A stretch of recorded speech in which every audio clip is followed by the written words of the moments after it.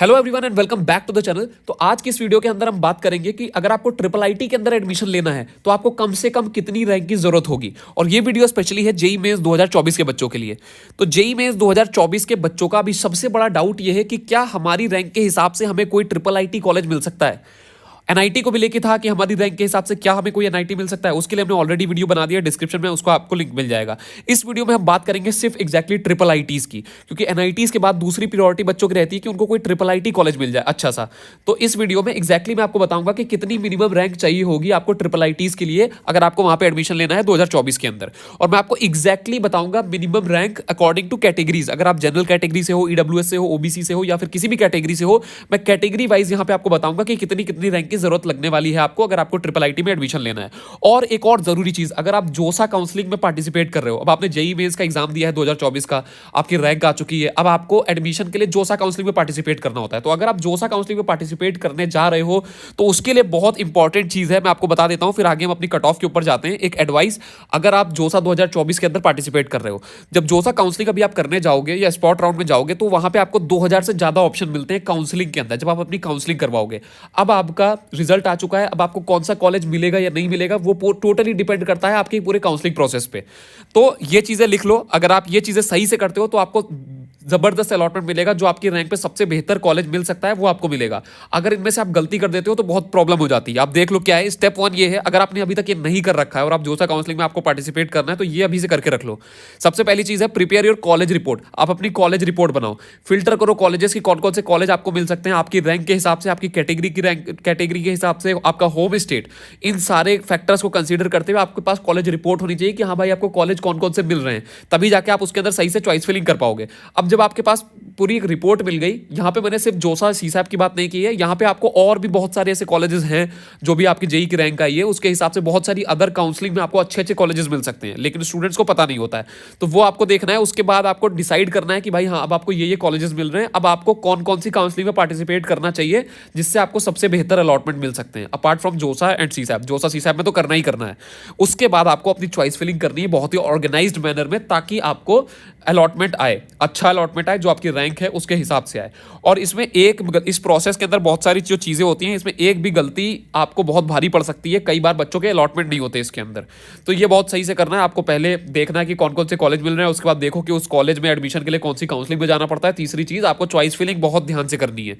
तो ये 3 चीजें हो गई। अब इसके बाद मैं आपको बताऊं कि अगर आपको बहुत डाउट लग रहा है कि ये सब चीज़ें कैसे होंगी और ये सारी चीज़ें क्या हैं, rank, category rank, home state, हमको तो इसका कोई आइडिया ही नहीं है, तो ऐसे बच्चों के लिए हमने एक्सपर्ट काउंसलिंग प्रोग्राम बनाया 2024, जिसके अंदर आपके जो पूरी प्रोफाइल एनालिसिस है, रिसर्च है, हमारे एक्सपर्ट्स करते हैं। आपका जो रैंक है, कैटेगरी है, होम स्टेट है, ये सारे फैक्टर्स को कंसीडर करके आपका डिटेल्ड कॉलेज रिपोर्ट तैयार किया जाता है कि आपको कौन कौन से कॉलेज मिल रहे हैं और वहाँ पे कौन कौन सी ब्रांचें मिल रही हैं आपको, और जोसा में कौन से कॉलेज मिल रहे हैं, सीसैप में कौन से कॉलेज मिल रहे हैं, और अदर काउंसलिंग में दिल्ली की काउंसलिंग में कौन से कॉलेज मिल रहे हैं। पूरी रिपोर्ट बनाई जाती है आपको, 6, 7, 8 रिपोर्ट अलग अलग काउंसलिंग के लिए। उसके बाद हमारे एक्सपर्ट आपको गाइड करेंगे कि अब आपको कौन सी काउंसलिंग में पार्टिसिपेट करना है यहाँ पे एडमिशंस के लिए।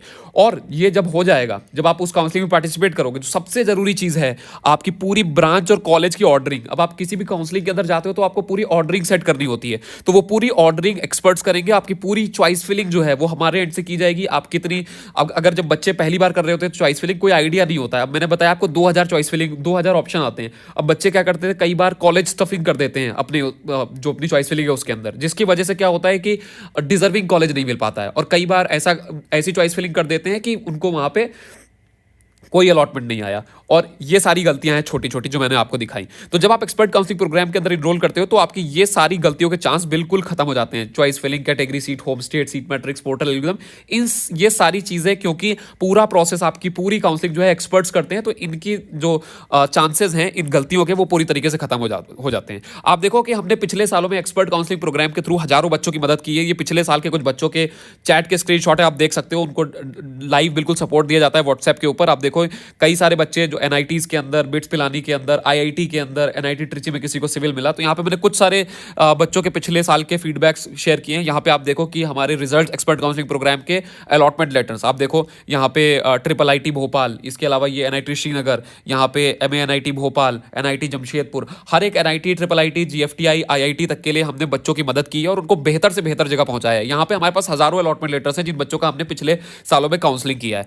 तो अगर आप भी चाहते हो कि एक्सपर्ट आपकी पूरी काउंसलिंग करें, आप अपना पूरा प्रोसेस जो है वो एक्सपर्ट से कराना चाहते हो, कोई भी गलती नहीं करना चाहते हो अपनी पूरी काउंसलिंग के अंदर, चाहते हो कि बेस्ट अलॉटमेंट आ जाए, तो आप अगर एक्सपर्ट काउंसलिंग प्रोग्राम में एनरोल करना चाहते हो तो इस नंबर पे कांटेक्ट कर सकते हो। इस नंबर पे कांटेक्ट करो और पूछो कि एक्सपर्ट काउंसलिंग प्रोग्राम कैसे ज्वाइन कर सकते हैं। आगे की डिटेल आपको वहां पे बता दी जाएंगी।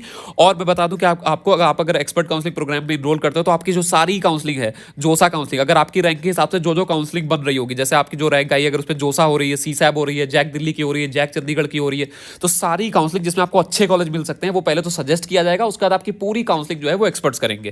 Complete process done by expert. तो इसमें आपका कुछ हेडेक नहीं रह जाएगा, पूरा आपको सजेस्ट किया जाएगा, जो बेस्ट पॉसिबल कॉलेजेस होंगे, ब्रांचेस होंगी, वो सजेस्ट की जाएंगी और फाइनली वहां के लिए आपका पूरा प्रोसेस सेट किया जाएगा। तो हम बात कर लेते हैं अपने सबसे मेन टॉपिक की कि आपको एडमिशन के लिए कितनी रैंक की जरूरत होगी अगर आपको किसी ट्रिपल आईटी के अंदर एडमिशन लेना है। तो यहां पे मैंने बॉर्डर रैंक लिखी है 2024 के बच्चों को, 2024 के बच्चों के लिए। पिछले सारे 2019, 20, 21, 22, 23 की जो रैंकें थी, जहां तक बच्चों को अलॉटमेंट मिला है, उसके हिसाब से कंसीडर करके। और यहां पे सबसे पहली जो है वो जनरल कैटेगरी की है। तो अगर आप जनरल कैटेगरी से बिलोंग करते हो और आपको ट्रिपल आईटीज के अंदर एडमिशन चाहिए तो आपकी एटलीस्ट 70,000 रैंक होनी चाहिए, 70,000।